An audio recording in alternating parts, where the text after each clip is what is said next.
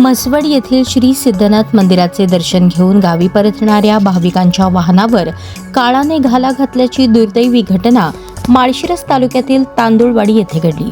पंढरपूर तालुक्यातील रांजणी येथील भाविकांना घेऊन जाणारी पिकअप गाडी रस्त्यालगतच्या विहिरीत कोसळल्याने झालेल्या भीषण अपघातात 8 जणांचा मृत्यू झाला असून 6 जणांना जिवंत बाहेर काढण्यात आल्याची प्राथमिक माहिती समोर आली आहे. इंदुबाई दशरथ बावचे, पूजा अमोल सातोरे, अरब अमोल सातोरे, पूजा बालाजी बावचे, अश्विनी संदीप बावचे, संस्कार संदीप बावचे, संस्कृती संदीप बावचे, समर्थ बालाजी बावचे सर्व राहणार पंढरपूर अशी मृतांची नावे आहेत. मिळालेल्या माहितीनुसार रांजणी गावातील काही भाविक म्हसवड येथील श्री सिद्धनाथ मंदिरात दर्शनासाठी गेले होते. दर्शन आटोपून सर्वजण पिकअप वाहनातून परतत असताना दुपारच्या सुमारास तांदुळवाडी परिसरात हा भीषण अपघात घडला.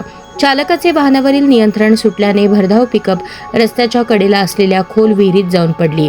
विहिरीत मोठ्या प्रमाणात पाणी असल्याने वाहनातील प्रवाशांना बाहेर पडण्याची संधी मिळाली नाही. अपघाताची तीव्रता इतकी मोठी होती की काही जणांचा जागीच मृत्यू झाला.